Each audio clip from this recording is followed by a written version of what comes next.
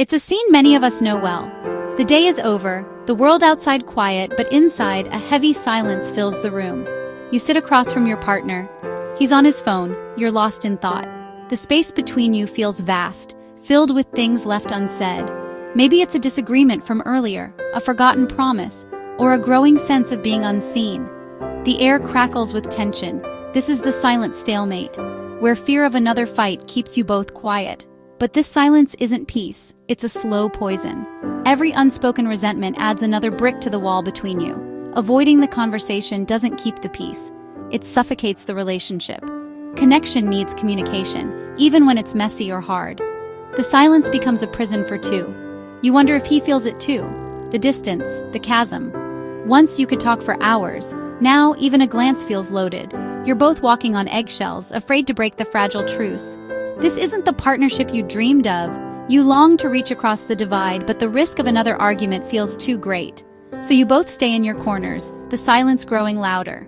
Relationships are often tested not by loud fights, but by this quiet drift. It's the slow movement apart, until one day you feel like strangers. But it doesn't have to end this way. This uncomfortable silence is an invitation, a chance to learn a new way of being together. It's a moment to turn toward each other, not away, to transform friction into the spark of deeper connection. The first step is simple. Break the silence. Ask, can we talk about what's really going on? It's scary, but it's the only way to reconnect. Every relationship faces these moments. What matters is what you do next. Will you build a bridge or another wall? We often think being loud will make us heard, so when frustration boils over, we yell hoping our pain will finally be seen. But yelling doesn't invite connection, it creates distance. When you raise your voice, your partner's walls go up. He stops listening to your words and hears only the threat. The conversation becomes a battle, not a dialogue. Both of you lose intimacy erodes and bitterness lingers. Yelling says, "My pain matters more than your feelings." It turns your partner into an adversary, not an ally. If your goal is connection, yelling is the wrong tool. It's like trying to build a home with a sledgehammer. You make noise, but destroy trust. Instead, choose quieter, more intentional tools. Remember, the person before you is not the enemy, but your chosen partner. Ask yourself, do I want to win or do I want to understand? True connection comes from listening, not shouting. Lower the volume to raise the intimacy. Take Sarah and Tom. Every Saturday they fought about money, voices rising, old wounds reopening. The cycle left them angry and distant. One day as the argument started, Sarah paused.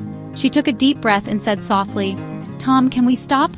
This isn't working. I feel attacked and want to shut down." Her quiet vulnerability broke the pattern. Tom, expecting a fight, was disarmed. He saw her hurt, not just her anger. "I'm not trying to attack you," he replied, his voice softening. "I'm scared. I worry about our future." For the first time, they talked about their fears, not just their spending. The subject was still money, but the conversation was about their shared dreams and anxieties. They didn't solve everything that day, but they stopped fighting each other and started facing the problem together. Sarah heard Tom's fear without feeling blamed. Tom saw Sarah's spending as a different approach to life, not a personal attack. They agreed to revisit the budget as partners, not adversaries. They left the table holding hands, the air between them finally clear. Sometimes the quietest words are the most powerful. Vulnerability can break the cycle of conflict. When you lower your voice, you open the door to real understanding. The goal isn't to win the argument, it's to win each other back. Every couple can learn to turn down the volume. That's where true connection begins. In conflict, we often think we must fight or flee, but there's a third way: build a bridge of understanding. This requires simple, practical tools of connection, not combat. The first is active listening. It means truly hearing your partner, not just waiting to respond.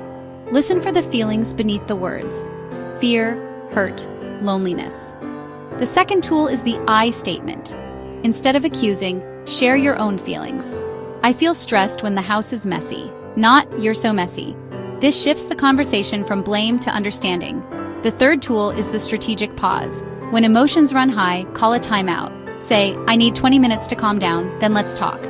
This isn't avoidance, it's maturity. These tools turn conflict into an opportunity for deeper intimacy.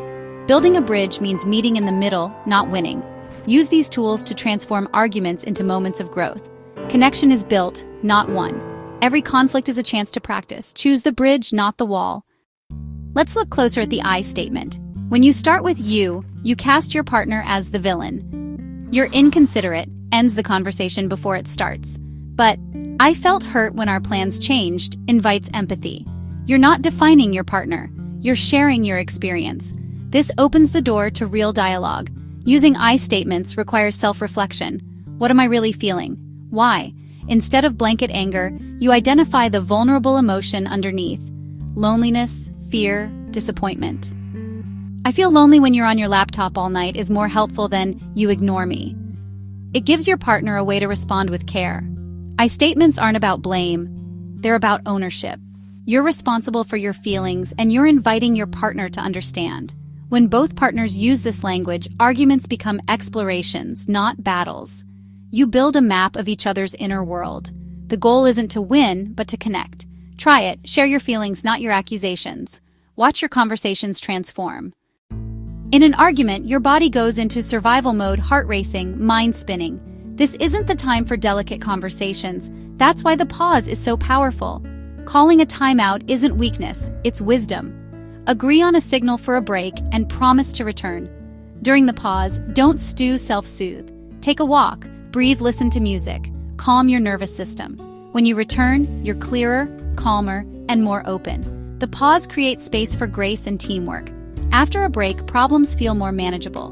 The pause doesn't solve everything, but it sets the stage for real resolution. Use it to shift from reactivity to responsiveness. Remember, you're on the same team. Sometimes the best way forward is to step back, together.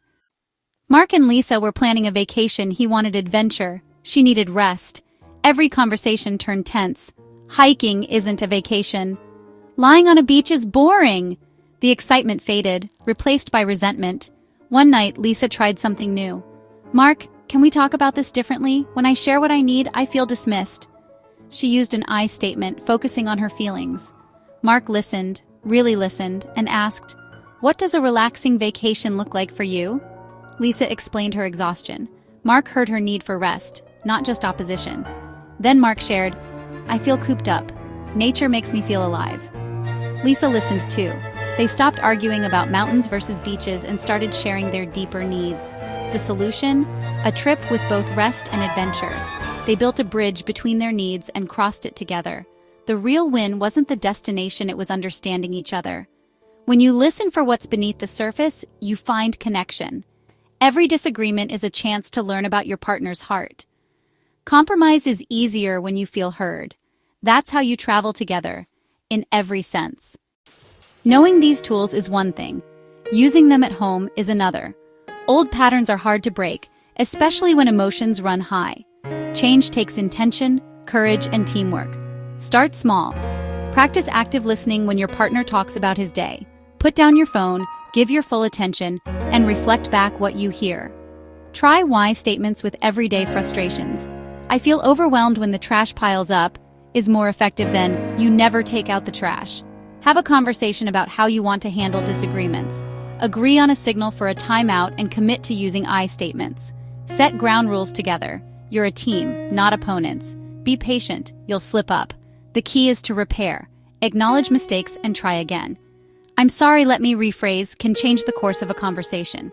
This isn't about perfection, but about effort and repair. Every time you choose a new tool, you strengthen your connection. You're rewriting the story of how you love. Small changes add up. Practice, forgive, and keep moving forward, together. That's how transformation happens. Conflict isn't failure. It's inevitable. The problem isn't friction, but how you handle it. Suppressing it leads to silence. Exploding leads to damage. There's a third way. Use conflict as a doorway to deeper understanding.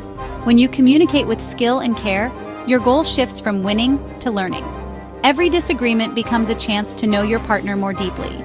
You discover each other's vulnerabilities and dreams. Conflict becomes a path to intimacy, not a threat. This is the dance of real partnership. Turning toward each other, even when it's hard. Trust grows when you meet each other with curiosity, not attack. Your relationship becomes a safe harbor. The promise isn't fewer arguments, but a stronger, more loving bond. You'll weather storms together, knowing you're on the same side. Arguments become invitations to connect, not reasons to pull away. That's the true promise of love that grows through conflict. Share, like, and subscribe if you liked this content.